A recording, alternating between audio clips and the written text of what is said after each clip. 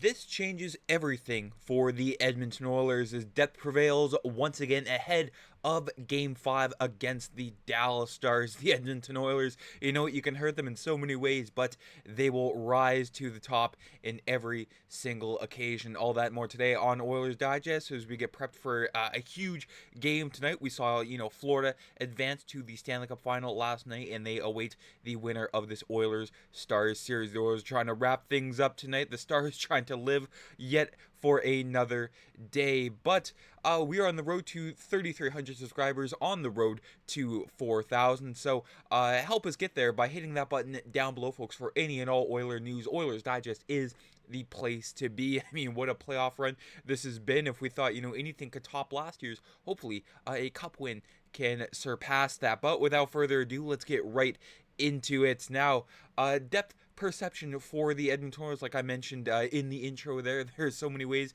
you can try to take out the Oilers, but yet another one takes his place, and that will happen again tonight as the Oilers in-stars at the American Airlines Center in Dallas, Texas there, 7 o'clock Central, 6 o'clock Mountain there on Hockey Night in Canada. In some big news we've been all waiting for days, weeks, months even, for the return of our Swedish Viking, Mattias Ekholm. From TSN's Ryan Rashog says that sounds like an excellent chance that Mattias Ekholm plays tonight. The loss of Hyman is massive, but 14 is a huge presence in that locker room that they have been without. So his return potentially comes at a critical time, and he followed that up with line rushes indicate Mattias Ekholm and Jeff Skinner are in. Many were wondering, if Ekholm returned and no Hyman, if the Oilers were going to run 11-7, but looks like 12-6. They trust that Mattias Ekholm can play some big time minutes in his first game back. Says it's been a journey for sure.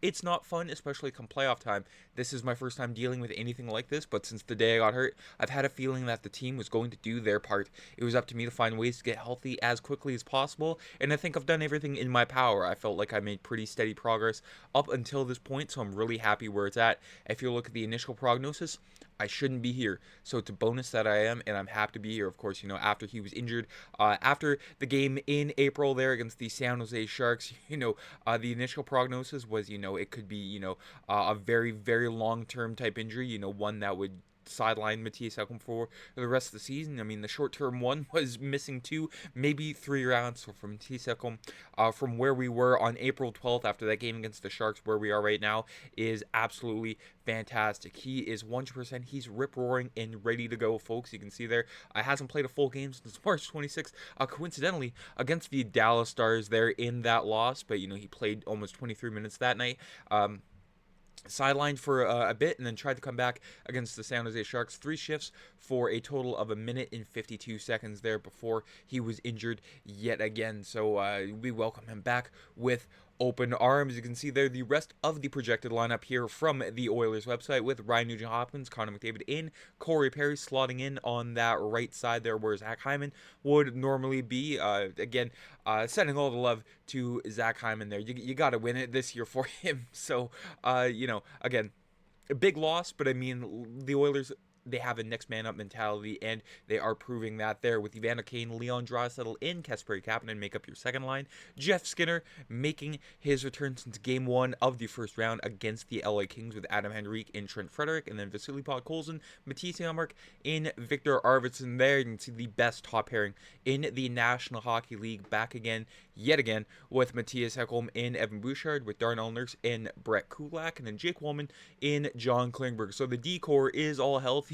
You're just missing, a Hyman and a Connor Brown away from having a completely healthy team. And then Stuart Skinner and Calvin Pickard backs him up tonight. But Stuart Skinner just been on an absolute tear during this Dallas series. So hopefully he can continue that tonight there. And when it comes to the Oilers running 6 defensemen instead of, 7 defensemen to sort of ease Mattias Ekholm back in there, he's got other, ways of thinking about this. As I'm just going to go out there and play my game. If I go out there and try to play somewhat safe, it's not going to suit us very well. So the first couple of shifts, I'll probably try to make the simple play. But other than that, I'm looking to play how I've been successful in this league, a gritty two-way defenseman. That is the way Mattias Ekholm operates. That's how it got to be. It's going to be harder than normal, knowing that I haven't played in a while, but at the same time, just go out and do my thing. Hopefully, that will help the team have success. Not just, Matisse Ekholm returning to the lineup, but Jeff Skinner in his second career playoff game after being in the league for 14 years says, yeah, I feel good. I'm excited to get going. The guys have been battling hard for a while now, and it's nice to get in there and contribute. Just keep it simple. The guys have been playing really well and battling really hard. I'm just trying to come in, read off those guys, and keep it simple and try to contribute. Now, all season long, we've been trying to figure out, the relationship between Jeff Skinner and Kris Knoblauch there. We saw Jeff Skinner, tighten up his defensive play. I highlighted a few of his defensive plays throughout the season there. There was one against the Chicago Blackhawks where he read the play perfectly there, and that led to an Oilers goal. But ever since then, he's just been in the doghouse. No one seems to know why. But since the start of Game 2, the Oilers, bringing all these additions into the lineup. Meanwhile, you have all these subtractions with injuries there, but they've just been the same old Oilers since the start of Game 2, outscoring Dallas 13-2.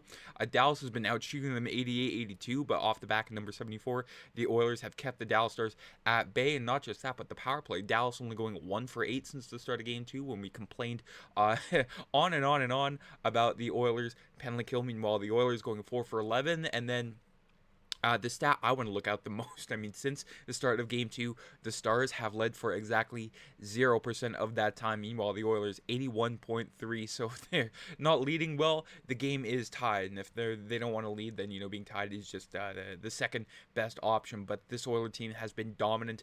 They have a clear-cut goal of where they want to go to, and, just the way of shutting Dallas down. The Oilers have controlled the series at 5-on-5. They've outscored Dallas 9-3. They've outscored them 5-1 off the rush, and they've created more scoring chances. Tyler Seguin with 2 goals and Jason Robertson are the only Stars players to score 5-on-5, and Dallas has only scored 1 goal at 5-on-5 in the past 3 games. Edmonton has done a great job of taking away their best asset, scoring chances off the rush. You can see there, not just, the defense, but the goaltending there, as you can see here.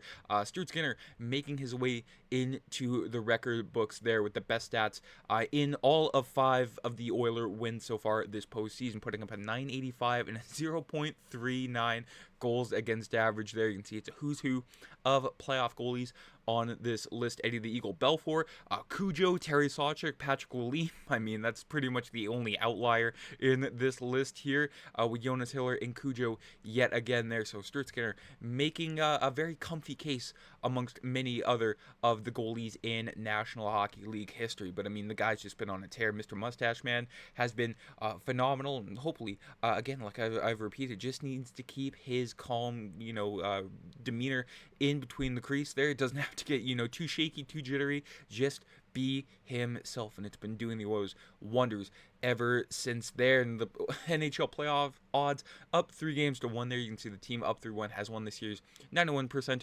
overall. And even if the Oilers do happen to drop this one tonight, they still have an 80% chance of winning the series there. It's you still got to play the game, but the numbers are in Edmonton's favor. And you can say, okay, well, how are they in the Oilers' favor when you have all these lineup changes? But Matisse Ekholm is one of the best possible players to add to this lineup there, and Kris Knoblauch also agrees with that sentiment. Says, it's hard taking a guy like Troy Stecher out of the lineup when him and Nurse have been working rather well together. Said there's a good rhythm, there's good flow, and pairs are working very well together. But anytime you have an opportunity to add a significant player to your lineup, someone that's been one of your best players for a long period of time, when he's healthy and ready, it's pretty tough to keep a player like that out. So yeah, it's unfortunate. The Six have been playing really well, but we have the opportunity to add Ekholm, and we feel that it's the right thing to do there. So the Oilers, making all these lineup decisions, and they are working. I've been questioning Kris Knoblauch all spring long, and he's been proving me incorrect there. Meanwhile, the Dallas Stars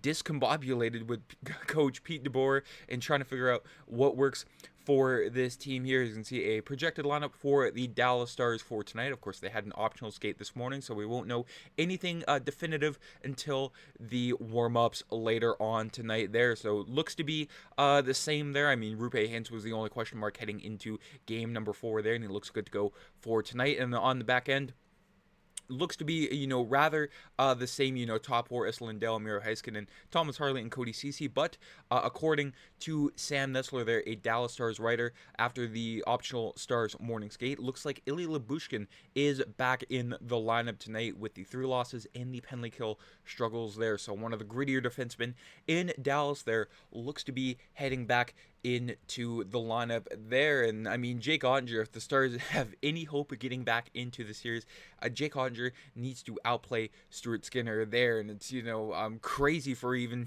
saying that if you showed this to me, a few months ago. But I mean, at 9:35, and the Dallas Stars still lost that game, but the Stars will need a whole lot more of those 9:35s. But the Oilers just putting up a barrage of opportunities on to Jake Oettinger there with the counterattack goals is what I'm trying to say here. I mean, Dallas is all over Edmonton. All it takes is one mistake, and the Oilers will absolutely pounce on that. But some bad news here, folks. Wes McCauley and Chris Rooney are your 2 zebras for tonight's game. From Oilers Jack here on Twitter, the NHL putting in the Dallas Stars dream team tonight.